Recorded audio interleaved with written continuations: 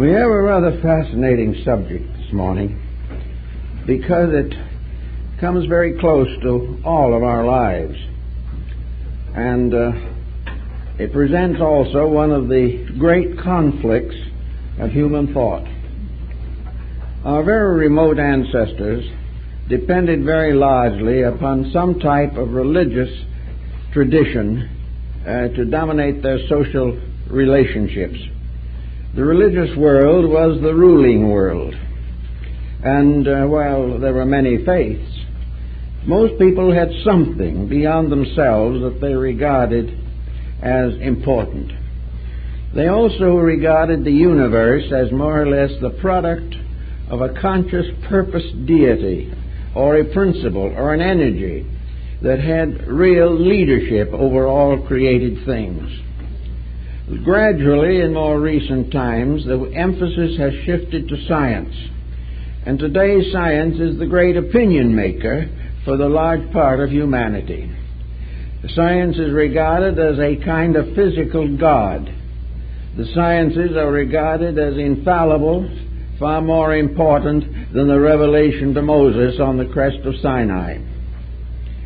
Science, however, in the course of time, like nearly everything else that lives, began to wane as far as its popular acceptances were concerned. The Achilles heel of science became apparent. It became obvious that science could be a very dangerous thing. And just as surely as we gradually outgrew theology because of their dangerous elements, so we are outgrowing science because it is threatening the survival of the human race. We find a strange inconsistency in scientists giving their lives to find cures for things, and at the same time creating the greatest destroyers of all time. So a disillusioned humanity has turned for another leadership. And at this particular time, the leadership that they are mostly dominated by is the leadership of the street and the corner and the drugstore and the shop. The present tradition is largely dominated by a process of personal beliefs and attitudes. The individual feels that he is going to do as he pleases, and that the world is an infinite opportunity and very little responsibility. The new processes of thinking are dangerous also, for from a lack of dominant leadership comes chaos, and chaos ends in crime and ends in all type of private and community vice and difficulty. So we're not very proud of any of these leaders at the moment, but we realize that they have to have a place in things. And we are beginning to come more and more to the realization that our hope rests largely in the religious philosophical area. We are not able to hope that these various materialistic policies are going to endure. They hardly appear before they begin to disappear. Now, if this has some vestige of truth in the thought, then we come to something else. Religious leadership has never as yet resulted in a conformity of beliefs. The religious world is not one world. It has one grand concept, but this concept is so broken down by sectarian beliefs that to the average person, religion is now in a state of conflict with itself, and all kinds of beliefs and doctrines are struggling violently to gain dominance over the human life. Religion, therefore, is now mostly sectarianism, with the various sects breaking all the rules of their faith in that regard to each other. So the religious world has a great diversity, but there's one interesting thing about it that I think we all have to consider, that religion very largely deals with matters on which there is no solid basis of common belief. The only power of religion to solve questions and answer the difficulties of life is by a series of hypotheses. religion has to depend upon faith. It has to depend upon acceptance. The individual who rejects it cannot prove why he rejects it. The individual who accepts it cannot prove why he has accepted it. Acceptances and rejections arise largely from personal convictions, antagonisms, or relationships. Out of this, consequently, we have the situation that religion has a wider area of possible solutions to problems than we have generally suspected. If all the religions of the world could get together and combine their common beliefs, we would have certain advantages religiously. There's no question about it. We would find that many religions have items, considerations, specialties that are of importance to us, but which have not been developed in our own faith. Therefore, interreligious understanding can contribute a great deal to the problem of the hour. Now, on the scientific side of this matter, we find a much greater unity. Scientists have a tendency to admire each other almost inordinately. They are very fond of their own research projects, and they're busy as beavers from the time they graduate from the university until they retire, working with some specific situation that entrances them, engages their attention, and dominates their lives. Therefore, the scientist is a dedicated man. But the question is, to what is he dedicated? He is largely dedicated to his own specialization, and he has become a violent and prominent defender of the scientific way of life. To him, this is everything. Now, in order to make science have everything to appear as he wishes it, he has come into conflict with religion, and in this fight, religion has lost as far as he is concerned. He has placed science as the new religion of all men. Instead of it coming from the prophets in the sky, it comes now from the laboratory and the research groups. And these groups are convinced that they have the answers to everything, and if there are a few points that are not quite settled, they're working on them. They will get them in due time. So that science now considers itself to be the panacea for world ignorance. It also has proved quite an advantage industrially and economically, so that it has become almost the perfect concept of success. It is a success that does not depend upon morality or ethics, depends entirely upon the use of the human mind to solve the riddles and problems of natural existence. I talked many years ago to a prominent physicist, University of California in Berkeley, about some of their researches in atomics. And I asked him why and how they could do these things without realizing that they were endangering the survival of society. And he was very simple and plain about it. He said, "We are scientists. We find things. We do not use them. We do not tell you how to use them. You handle them. We give you the skills, and you use them as you please. The moral responsibility is with you and not with us." Well, it may have consoled him, but it was a pretty hollow argument, for the reason that when you place a dangerous weapon in a person's hands, you have certain responsibility if that person uses it wrong, because actually you have provided him with the means of destruction. There is responsibility in the revelation of matters which are too dangerous to be suitable for public consideration. But anyway, the scientist has relieved himself, in many instances at least, of all moral and religious responsibilities. He may be personally more or less a religious man. His family may go to church. He may be sending some of his children to parochial schools because he dislikes the present situation in the public school. He has a certain code of his own. As one of them told me, he said, "I am a scientist 6 days a week and a religionist on Sunday." He doesn't allow, however, Sunday to impose upon any of the other days. So therefore, we find here in science a very highly skilled, intellectual, mental, experimental form of life, which, however, is without any broad concept of anything beyond physical existence. Therefore, when we come down to the third division, we come into the realm of what might be termed popular opinion.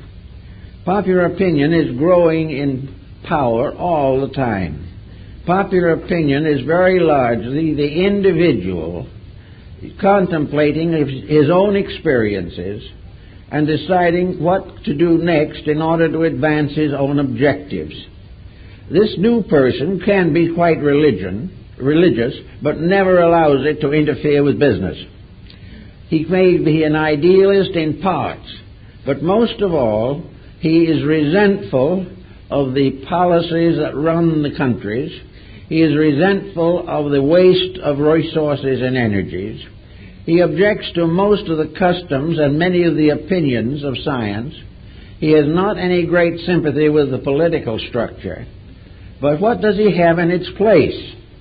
He has only to fall back upon what I think is right, what I believe I can do, or what I am going to do, regardless of whether anyone else likes it or not. So in the midst of this, we observe that we have gradually come to an impasse in which every value of our lives is located and locked upon the physical surface of things. Modern religion thinks in terms of the need for larger institutions, more churches, and higher paid clergy. Science wants more money for laboratories, it wants more research funds, and it is hard at work advancing its own purposes on a physical level. The public in general wants luxury, success, fame, and a good time. Now, all these do not add to very much. In other words, what has the world as a basic form of leadership? How can we control and direct the resources of our world unless we have some kind of a concept of what is necessary and what is next? This seems to be totally lacking. We are more and more in debt all the time. Responsibilities increase, general dissatisfaction changing to terrorism, and still there is no major power to hold the world together. The most successful power that ever attempted it was, of course, religion. It was the only power in the ancient world that permitted even the shadow of civilization to appear. The other forms have been completely localized on a project of one kind or another, and that project has not been basically security for the human being. It has been based largely on the use of this world as an arena for personal profit, advantage, and happiness. So here we are now in the closing decades of the 20th century, with less perspective on life than probably ever before. Here and there voices are raised, but the entire situation is heavily clouded by an all-enveloping materialism, which is leading to war, leading to all kinds of tyrannies, and leading definitely into chaos unless we do something about it. Now, against this, what do we have in real organization? We have only one thing, and that is the good intention of sincere people. Many people see the fact as it is, but not many of them are in a position to do anything important about what they see. They can only hope to regulate their own lives to the degree that they will not be involved in the discrepancies and disadvantages that exist around them. Now, one example of this that we want to take up this morning is a phase of this particular problem. And in this phase, of course, has to do with hereditary factors. The large world heredity, we know. It began with the creation of the planet. And everything upon the planet has inherited something from the beginning of the very planet itself. We are only here because we have inherited from the past everything that we have here. We are here because we have the latest expression of a long existing search for something. Every generation has had a seeking factor locked in it. The definite effort to know more, learn more, and do more. And we inherit from the past all of our sciences, all of our theologies, our trades, our crafts, our skills, our educational system, our economics, and our industrialism. All of these things have been handed to us as part of a natural heredity. This is just as genuine and just as real as any aspect of heredity applied to the personal development of a family.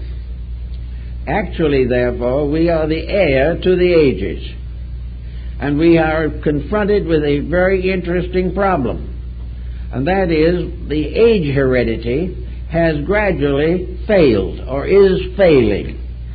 We are bringing down into the present generation most of the vices of the past, which theoretically we should have begun to correct.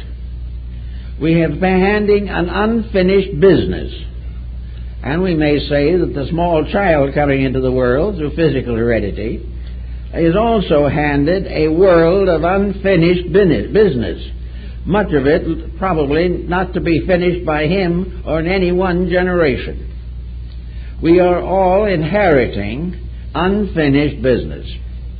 We are inheriting a mess that was bestowed upon us by the thoughtlessness, selfishness, and brutality of the past. We have inherited a religious confusion. We have handed a breakdown in our philosophical system.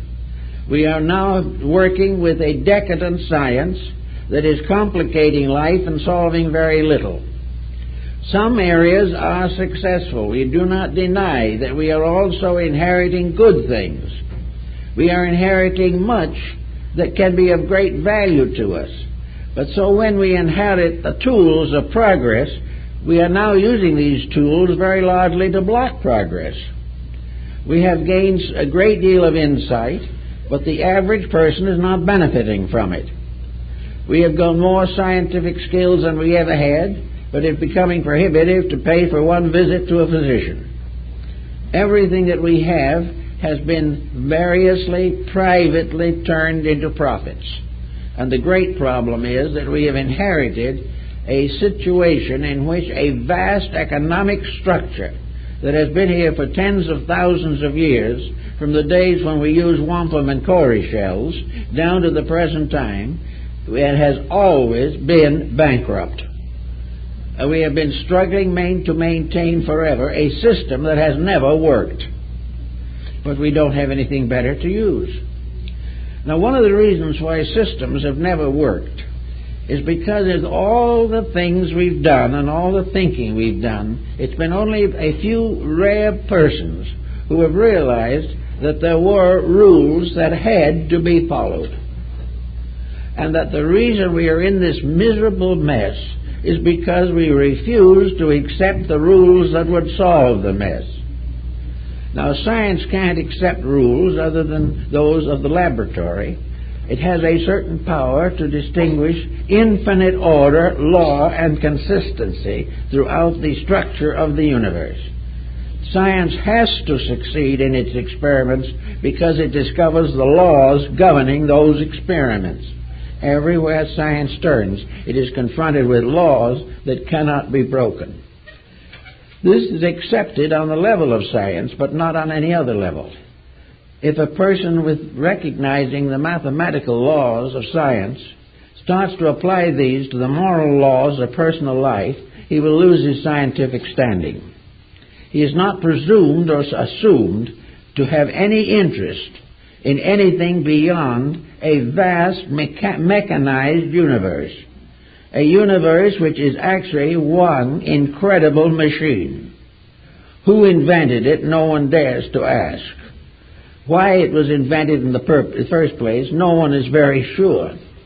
The only thing everyone seems to realize is that we are small wheels, cogs, or batteries in a vast organism so great, so stupendous, that we can't even describe it correctly.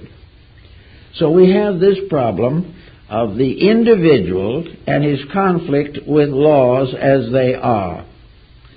Now, we take hereditary conditions as brought out largely through Mendel, and we begin to say to ourselves, what does this all add up to? There is an individual who has a nose a little like father's nose, and a disposition that is always analyzed in one way. When the child comes along and develops all of the unpleasant characteristics that may arise, the mother knows they are from the father's family, and the father knows they're from the mother's family. And these delinquencies altogether result in the firstborn son. Now, the problem of these things are very interesting. Many people look very much like their parents. There's so much that makes it look as though Mendel was right.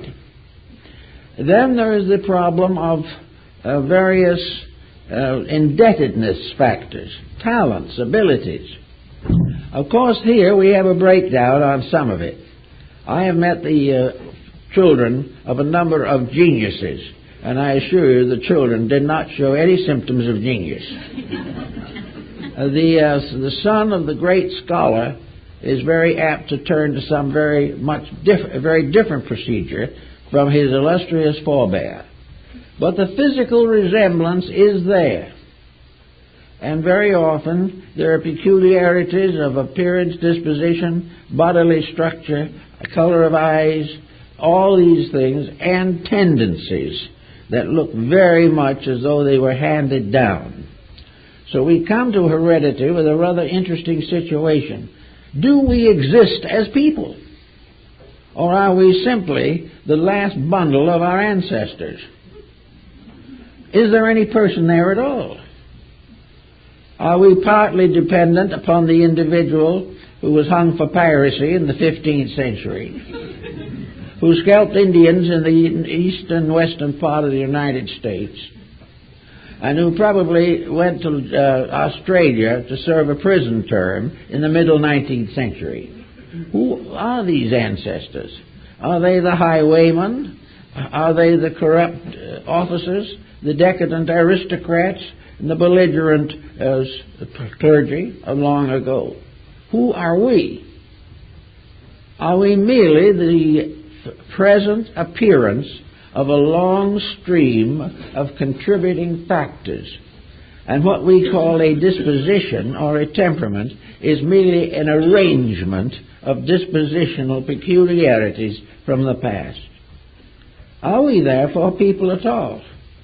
If I say something, am I really saying it? Or is it something that was said by my great-great-grandfather long ago, and somewhere is locked into the chemistry of my own existence? If I look like an ancestor, and maybe a mixture of several ancestors, and a mixture of several bloodstreams, back as far as you want to go, far further than you can go in heraldry or the genealogical charts of the European aristocrats, who am I? Am I really a person at all? Now, if you carry the Mendel theory far enough, personality breaks down into a combination of former existences and present confusion. Largely, the ultimate picture being somewhat like a cast of the dice. It depends on how things fall, who you are, what you are, and why you are. Now, this seems to be a little inadequate. There must be something about this situation that is more than the individual reliving his ancestry and passing the little more of the same on to his descendants. Are we really people? When I have a temper fit, it's because my uncle had a bad disposition. If my morality is not good, is it because I had a relative who was dissipated? These things don't fit together.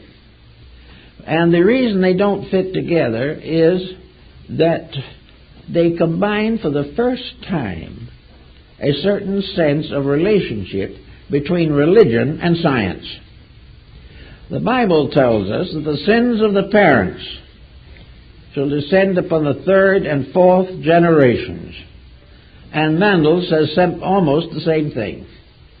Here we have, therefore, a scientific attitude based upon the Pentateuch, and actually representing the idea or perpetuating the idea in miniature of the grand scheme which has dominated Western theology for over 2,000 years, summed up in the little lyrical statement, "With Adam's fall we sinned us all."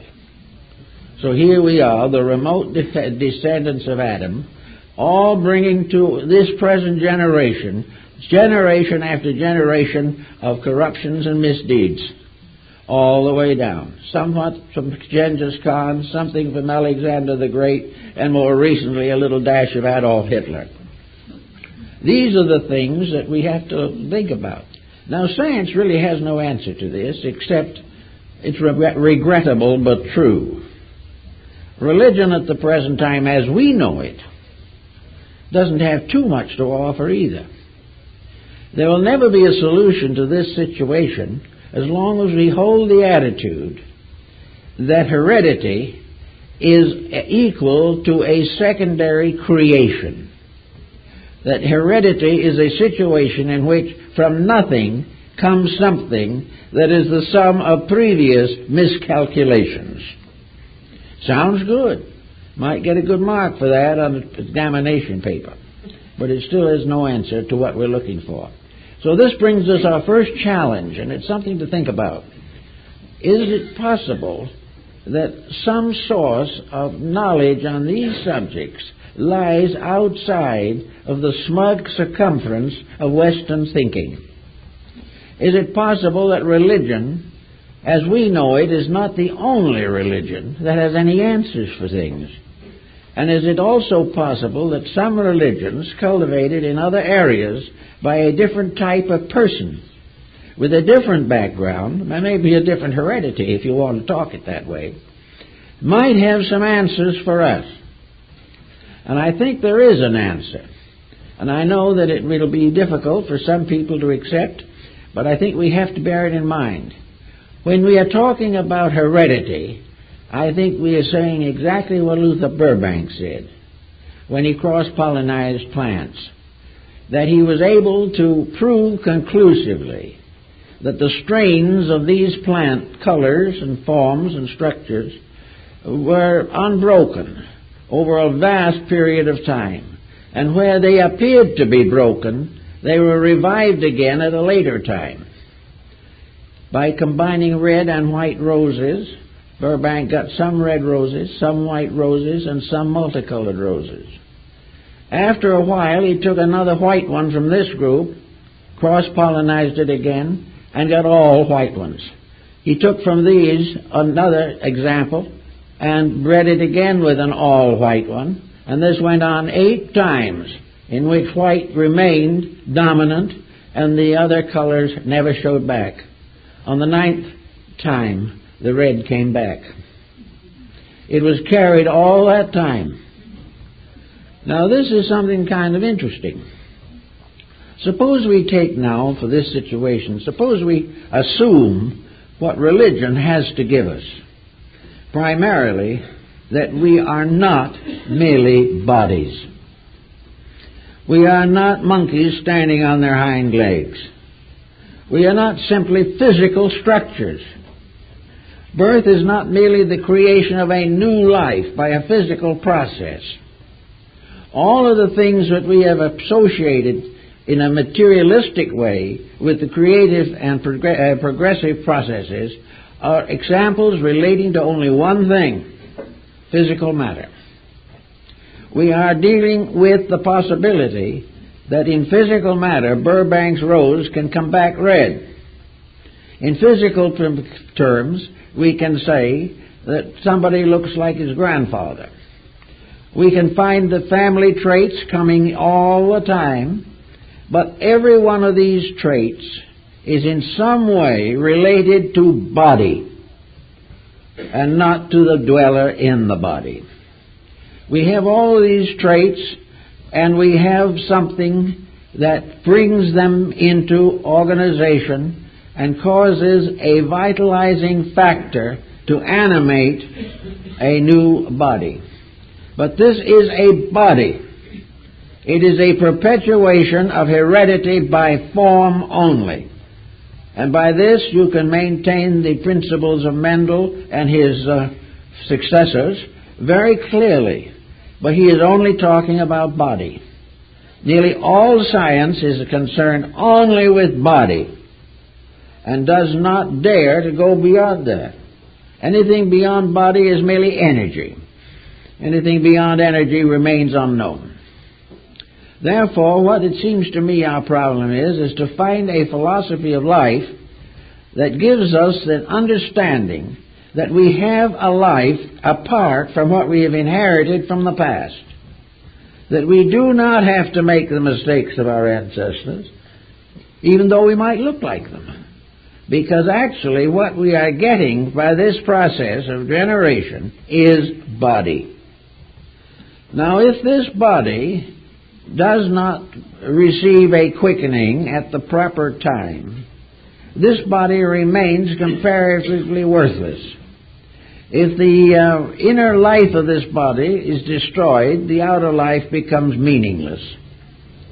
And somewhere in the picture of things there is an inner life that inhabits the body, but is not identical with it, nor created with it, nor perishes with it.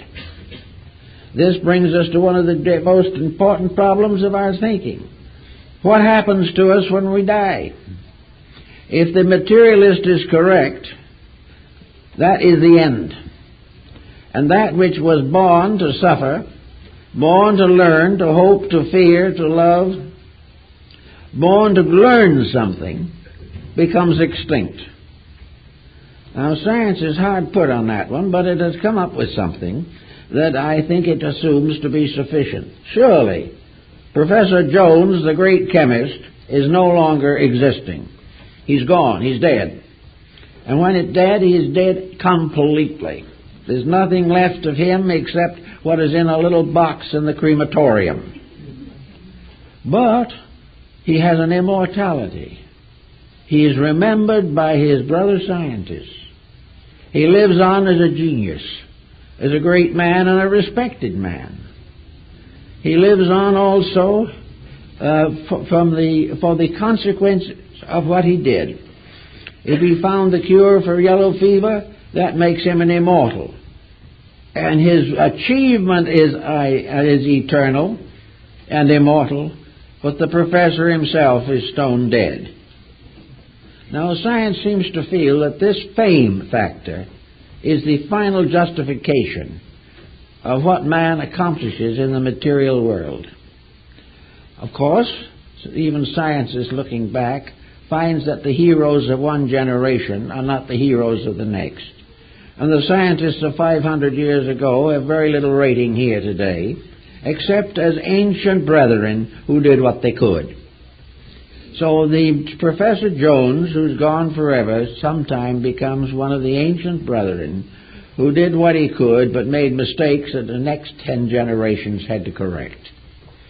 So here we are with an individual who is born by an act of generation, who has no existence before birth, except by a chemistry he is going to be a problem of electrical reactions.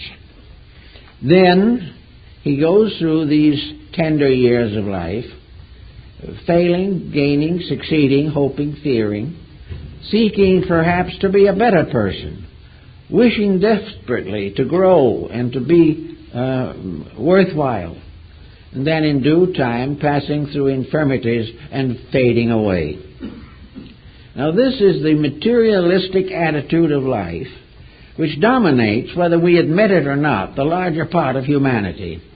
If they deny it, they still live according to this concept. Their action every day is eat, sleep, drink, and be merry, for tomorrow we are going to die. And in death, that's the end of it. Now, to some, they escape from the old idea of perdition, purgatory, Hades. This seems to be a consoling something. It is better to be non-existent than to be punished forever. On the other hand, why should anybody be punished forever? Even assuming that there are some awful rascals in this world, forever is a long time. So the whole theory, as far as it is intellectualized, is very, very unsatisfactory. So we look somewhere else, and we have to say the only answer to this is that there must be some difference between the person in the body, as Carl Jung calls him, and the body itself. These two cannot be identical. The creation of the body is not the creation of that which lives in it. The death of the body is not the death of that which lives in it. We can change garments, as we find in the Hindu classic, the Mahabharata. We cast off old garments, but we take new ones. Somewhere in this pattern of things, there seems to be a need to differentiate between the person and the house he lives in. Now, it's true, he may have inherited the house. He may have inherited a palace, a good body. He may have inherited a hovel, a bad body. He may try to build a better one on the property that he already owns, personal improvement. He may waste and neglect the wonderful body that he inherited that was a palace, and as a result of it's foreclosed over his head and he is bankrupt. So all kinds of things can happen to bodies. But these things that happen to bodies happen because there is something in those bodies that is, in a sense, separate from them. Someone living in the house. And to build a beautiful house with no one living in it is not good either. If the body is all there is, the whole theory of existence is a dismal failure. And it's a little bit difficult to assume that a creation as splendid, magnificent, and exact as ours is based upon a failure or leads to one. We need to see something else. So looking around the world, we find various peoples. We find, for instance, in Christian religion, there is very little statement as to the condition before birth. The religious group, in the Christian group generally, does not regard a person as existing prior to physical birth. Therefore, he has what my old friend Dr. Bronson called it. He works with a one-ended stick.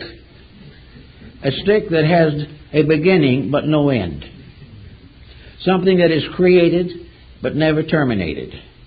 And this doesn't quite work out either. Also, we have to recognize that we have got about 5 billion people on this planet. We've got 5 billion bodies. We're having trouble enough with those. But supposing we tried to understand the 5 million something or other that lives in those bodies, and that this that comes in these bodies comes and goes, leaving bodies, gaining bodies, deserting bodies, but the thing itself remaining alive. So we go to one country and one religion that has made a great deal of this, and that was Hinduism, which gradually, of course, was modified to form Buddhism and Jainism and many other Eastern sects.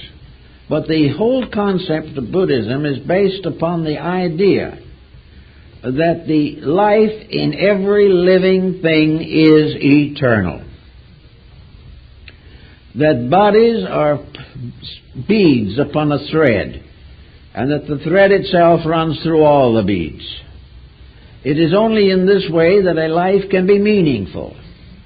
If I have only one existence and do not survive that existence, then what are lessons worth? They're nothing. There is no sense in existence unless that which is in the body is separate from it. Lacking this difference, there is no meaning.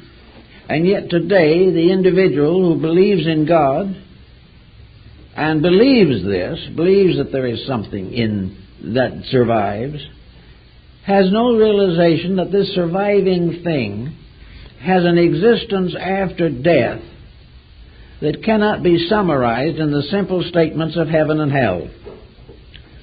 We have to realize that as far as Western theology is concerned, that which is before birth is more or less of a vacuum, and that which is after death is more or less of a bedlam. Nothing works out. The creature is punished forever for something he did not know enough to avoid.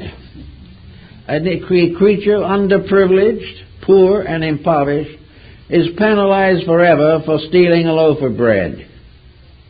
Their right and wrong take into consideration no factors except the most literal physical interpretation of everything. And these physical interpretations have been dramatized to become theologies.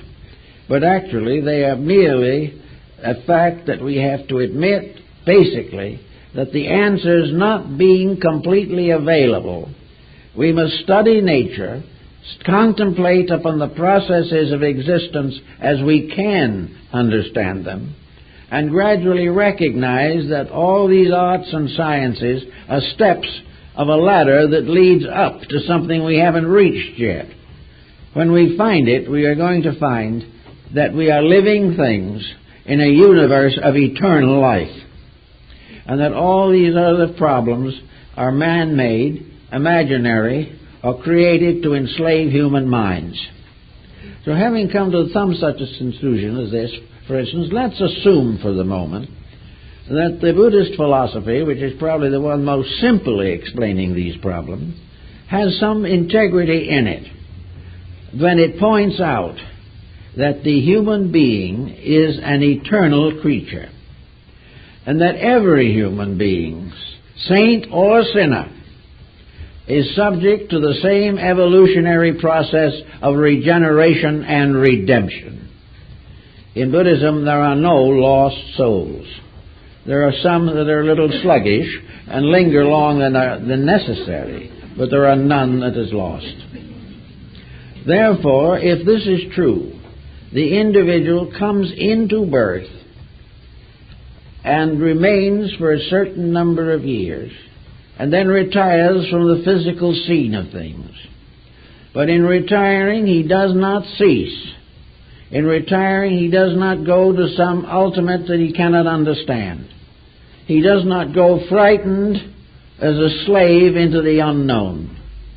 He goes as he was and as he is, no better, no worse, than a human being working toward the improvement of the eternal part of himself.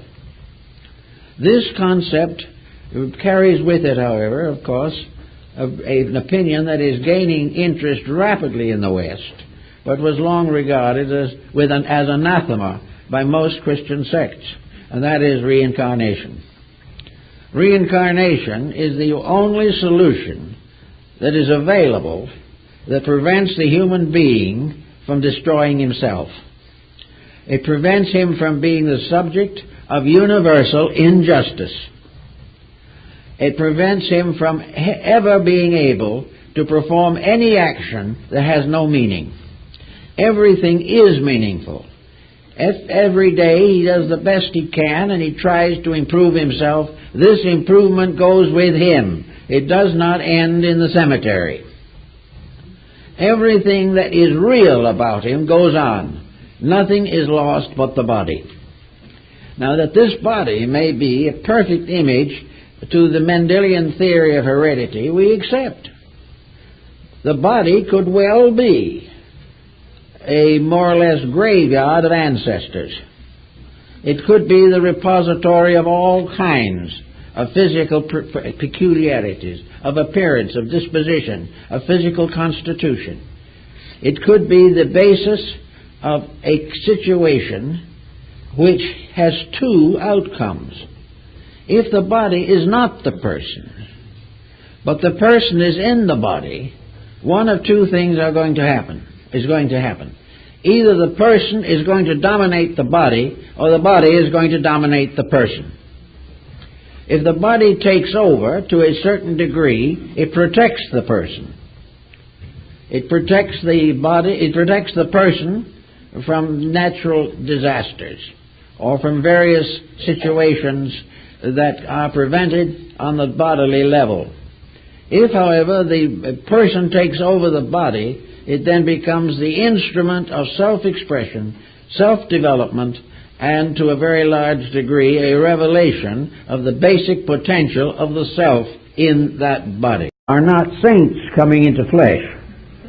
Everything that comes in must come in right in the condition that was in when it left.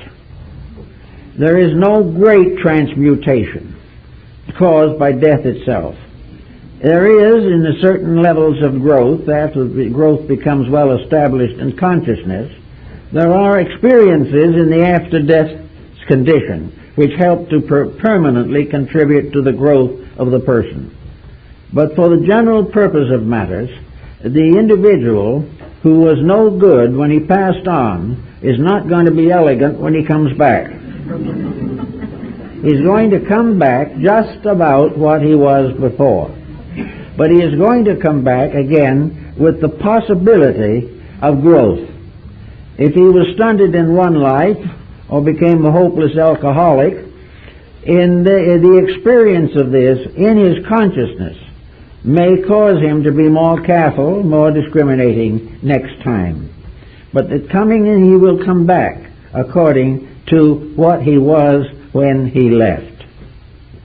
Now, if this is reasonable, and it seems to be the only answer that makes sense, then we have an understanding of how the appearance of the Mendelian theory has been possible. Let us assume that with reincarnation, we also have the concept of karma. Now, karma we think of largely as punishment, which is an entirely erroneous approach to it. Karma is consequence. It is the result of that which is done. It can be the result of that which is not done. But it is a consequence, not a punishment. Karma, therefore, as consequence, may have a great deal to do with the embodying of a life. It is going to bring an entity back. It's going to bring a self back into an environment suitable to itself in the state it was in when it was deceased. Therefore, it is going to come back with the same infirmities. It is going to come back with the same potentials and the same responsibilities. It will probably return in very nearly the same cultural, racial, religious environment it was in before. It is going to be of whatever organic quality it was before. It is going to come into an environment which is the next step for itself. It is not going to come back in a great and noble way if there was no greatness and nobility in it. Here we see one point in which perhaps there is some error in the doctrine of Buddhism. But it may also be that we need Confucian to mend that wound. But in any event, as Buddha pointed out, karma as punishment brings back the being into a condition similar to that which it caused for other people. The tyrant, therefore, becomes a victim of tyranny. The licentious person is born back into the same moral deficiencies. The egotist comes back as egotist. The physical accumulist who can think of nothing but money comes back that way. And it would be natural, it would seem, and quite reasonable to assume, that under these conditions the entity will come back in a Mendelian body suitable to its own needs. In other words, in a long line of heredity, we find a whole sequence of desperados and delinquents.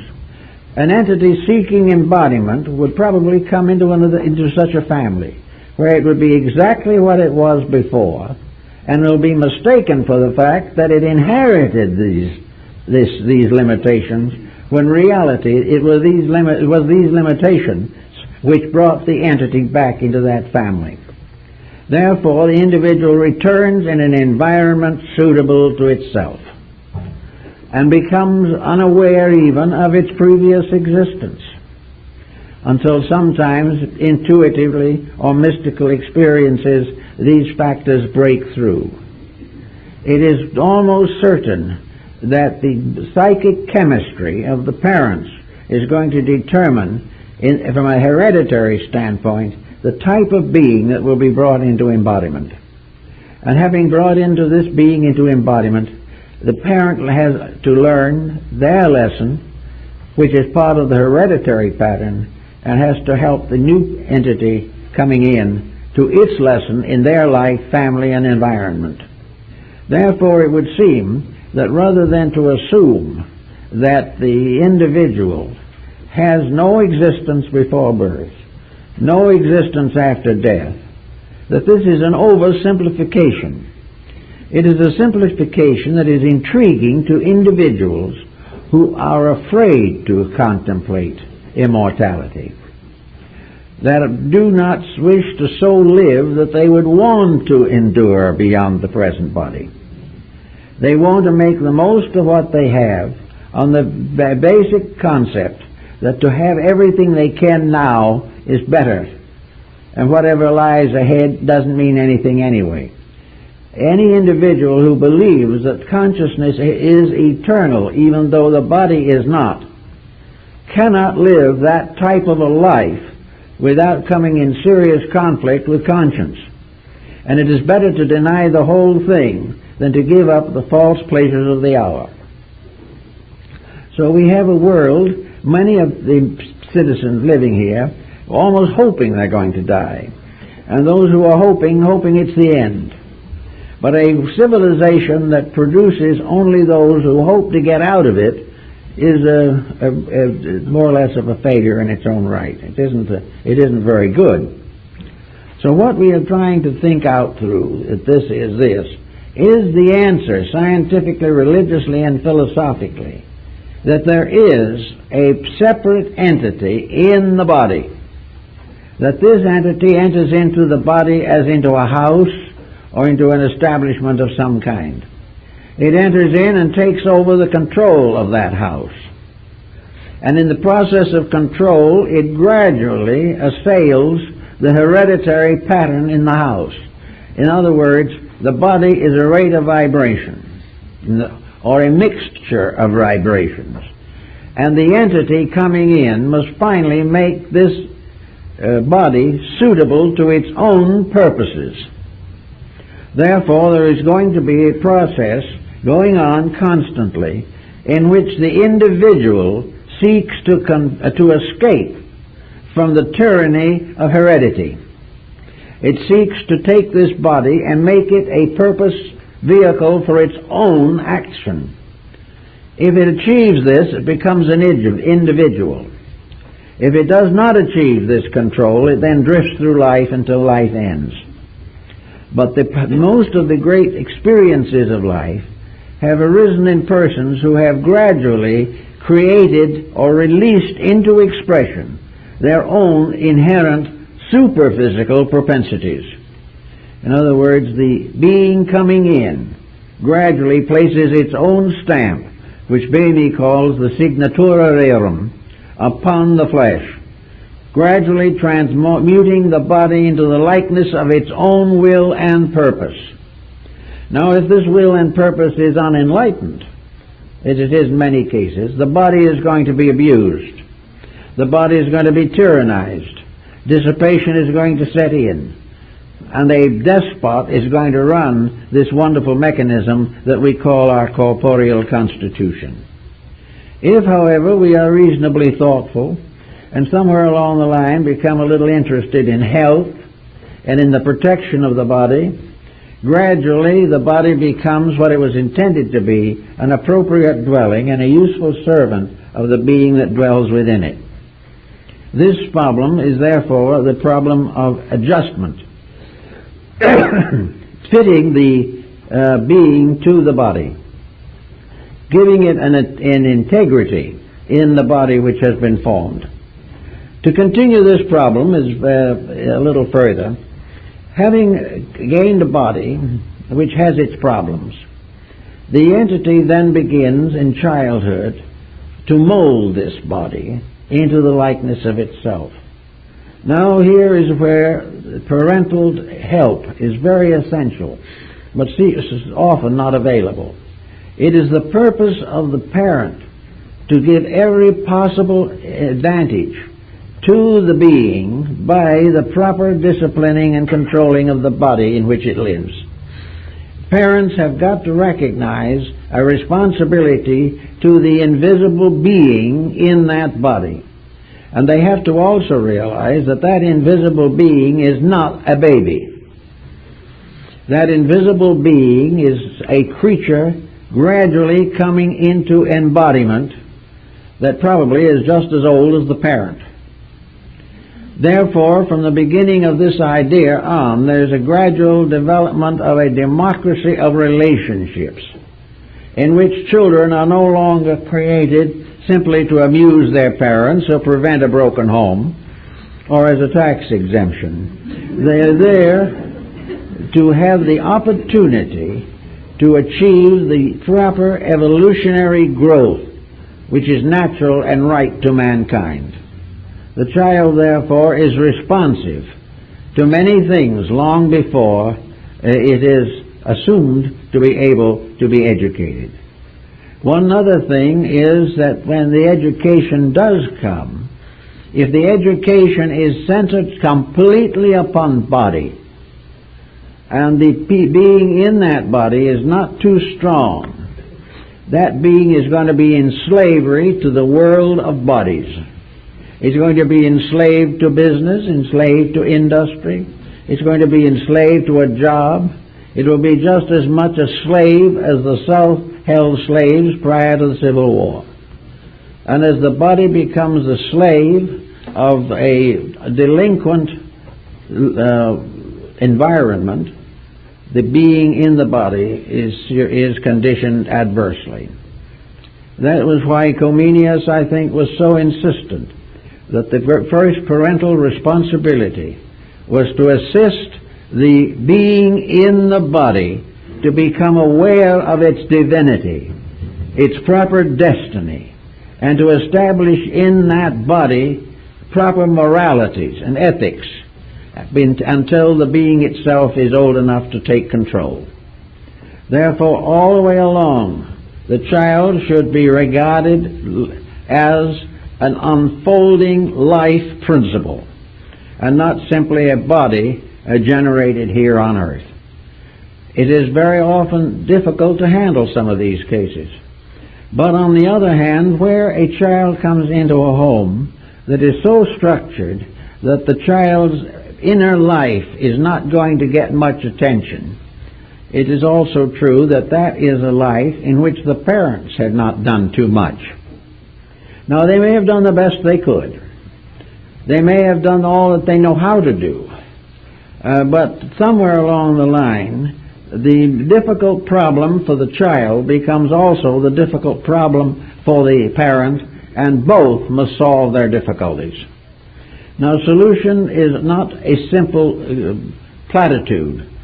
Solution is the constructive use of proper means to do everything that is possible to maintain the proper relationship between the entity and its body, and between the bodied entity and its family. These things have to be worked out. But if there is some appreciation of the values involved, there will be less tendency to simply block the whole thing out. Forget it. Ignore it.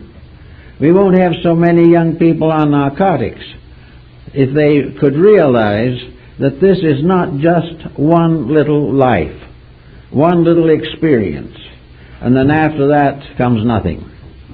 The hope of oblivion is strong in most materialists and is one of their great weaknesses. While they are satisfied in this, you cannot do too much about it.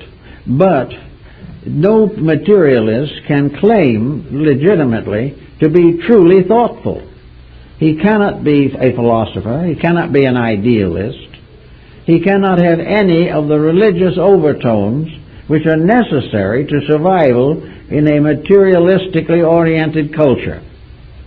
The only hope we have today of maintaining a proper attitude towards the changing world around us is to strengthen our own integrities in every way possible, so that we see more and more of the eternal purpose behind what appear to be the absurdities of human conduct. We will find that all of the different things that seem to us impossible, if they are impossible, will be so demonstrated by a power greater than our own. Actually, if this universe was created, and some scientists do not believe it ever was created, if it has some kind of a spiritual power at the source of it, and this is denied by a great many people, if it has any moral code, any justice built into its own structure, this must triumph. And if it has none of these things anywhere in it, then it is impossible to explain an ordered sequential process. It is impossible to study the vast emergencies of heaven, the great patterns of cosmic time and progress, the immense variety of infinite life, the magnificent chemistry of existence.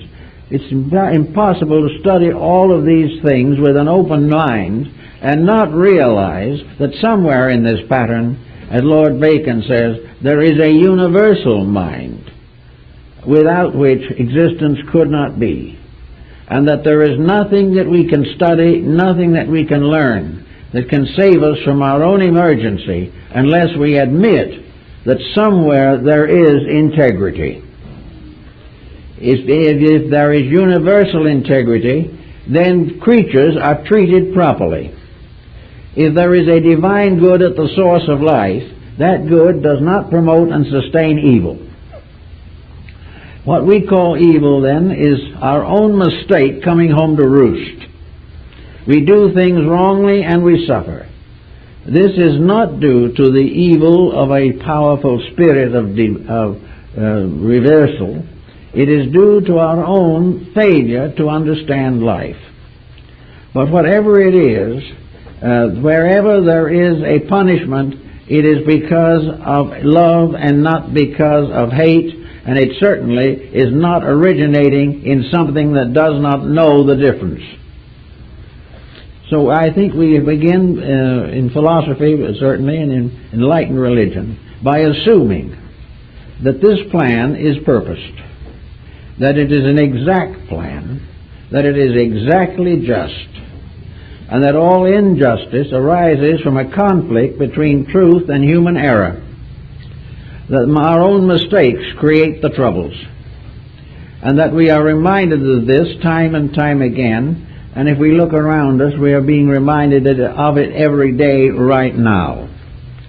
We are beginning to realize that we cannot be as foolish as we have been and survive our own folly. This is coming home. We know it now. We're beginning to think in terms of it. We are breaking through because gradually we discover that inside of this body which is giving trouble, there is something that is capable of thinking about these things. That the dweller in the body has also the power to gradually come forth and correct its own mistakes. And by so correcting them and by so understanding the process, setting up a proper and reasonable way of life. In the old beliefs of some nations, there was the opinion or the teaching that great sages of the past took flesh and dwell among us. This may or may not be. We are not trying to explain whether the Rishi of India or these great souls are here or not. But one thing is certain according to all philosophies of importance, that the enlightened ones do exist. That enlightenment is in the keeping of the enlightened, and that the enlightened have only one dedication, No one can be truly enlightened except when he is truly and completely unselfish. The truly enlightened labor for the common good. The stupid labor for their own good. And as a result of laboring for their own good, they are wrong. And troubles come in. Unemployment comes in. Exploitation comes in. All kinds of troubles come where the individual tries to live on the level of his body. If he is trying to live only in a world of bodies, in which buildings and machines and beings are bodies only, and has nothing beyond these with which to contemplate existence, then this is a very dismal affair. And unfortunately for him, nature says he can never prove what he thinks. Nature knows definitely that the person who does not believe in God must ultimately be saved from this unbelief by a God in himself. A deity within his own nature must redeem him from the atheism or agnosticism of his outer life. Now, this sounds like it might be a kind of a responsible situation, but young people today are beginning to realize this also. They are beginning to realize that this freedom, this emancipation, this disregard for any form of limitation, restriction, or discipline is not bringing them anything. It is bringing them nothing but misery and misfortune and frustration and futility. Unless they get back in line and start using their powers as they were intended to be used, unless the service of the world need again takes dominance over the satisfaction of personal ambitions, until that happens, the troubles will continue. But the troubles themselves bring about the Reformation. It is because we can't stand ourselves that we change ourselves. And in changing ourselves, we shift leadership from the body consciousness to the being in the body. The body is a kind of Caliban in the Tempest. It is a structure that has a kind of intelligence of its own. It is an intelligence that is completely locked into the framework of a human physical structure. The universe of the cells in the body, that universe is the body itself. And in this body, each cell has a kind of mystical individuality, a kind of deep-seated integrity. Cells keep the rules unless we destroy their ability to do so.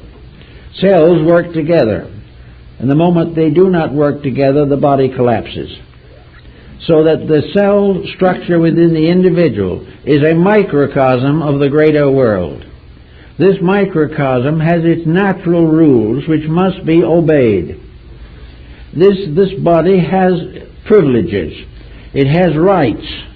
It is not a slave. It is a conscientious partner with the being that inhabits it. It is the body which as a lesser entity might worship the mind and consciousness as a god. And that one power in us which rules all body of us is a kind of deity. And every little cell in the pancreas and the kidneys and everything, if it has any understanding inwardly or outwardly, recognizes itself as a citizen in the great economy of a body. And that this economy of a body is the habitation of a divine power. Our universe is the habitation of a divine power. Our bodies are habitations of a spiritual entities, beings that have the right of leadership and can use this body for the common good. And that is the purpose for which the body desires to be used. If the individual is unselfish in his purposes, temperate in his habits, and dedicated in his purposes, the body will be very comfortable. But the moment the individual breaks the rules, dissipation, all these things are actually a tyranny of an unenlightened mind over a body which it is trying to destroy. So I think we have to get this dichotomy rather well fixed in our mind. The being in the body. The being in the body inherits and takes on the body which is next for itself. This body is the point that it has achieved in the unfoldment of its potentials. In this body it will remain to grow and to live as long as possible. But to live and grow are two different things. To exist does not mean to actually live. It does not mean to benefit. We are in a body to benefit. We may say that the human body is a sort of caravanserai, an oasis in a desert. It is a place where we come to learn lessons. The Rosicrucians in their own manifestations said, this world in which we live is the college of the Holy Spirit, the ABC book room of the souls growing in God. This world is a college and a schoolroom, but it is not a college ruled by an academic body of agnostics or those who are simply trying to protect bodies. If a university trains bodies to perpetuate themselves as comfortably as possible, at the expense of a life within them which is not even mentioned in the curriculum, then the educational system has failed. Because the purpose of education is to make possible a greater active relationship between the faculties and powers which the individual brings with him into life and the needs of that inner life to grow and protect and manifest itself. If we can begin to think of these things this way, we will find, I think, that it is possible to understand that we can inherit the body. We can inherit bodies from the long streams of bodies, but that the bodies themselves become houses for separate creatures that have the right to rebuild a house if it is inadequate, or the right to destroy it or tear it down by their own perversities. And wherever the body is abused, the being in the body is penalized, because it has not more or less effectively guided its own course. It is not up to the being in the body to humor it, to pamper it, to make it master of all purposes. It is supposed that this house shall be adequate for the need of the person living in it, and that in this house he is going to find everything necessary for a useful career, a career of fulfillments. These fulfillments are part of an endless chain of fulfillments. And in the last analysis, what we call the self, or the being in the body, the consciousness in the body, this dweller has also a long life. This dweller in the body is not immortal.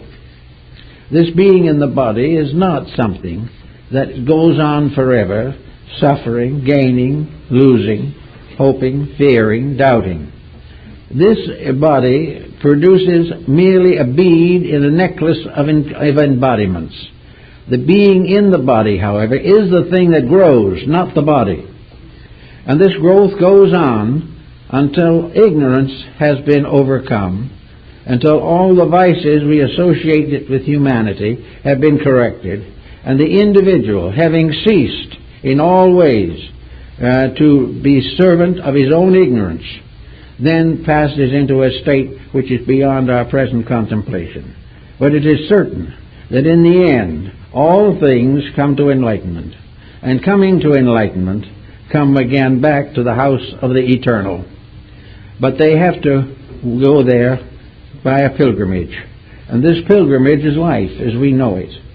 And this pilgrimage, we have to help others who are on the same road.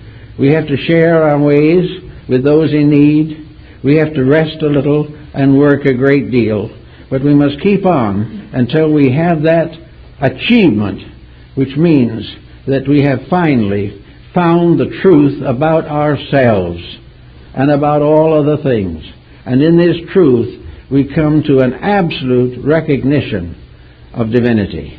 And we realize that the power behind this is the infinite good, which we are all seeking, but which we misunderstand so often as we go along the way.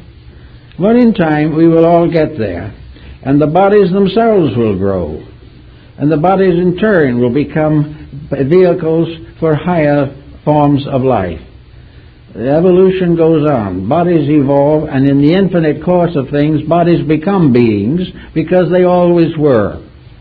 But the various cellular structures and organizations must pass like planets and suns and stars through great evolutionary processes. If we treat a body well, we are contributing to our own well-being and adding to the growth of the body. And the body itself is part of another great cycle of eternal life beings that must fulfill a destiny.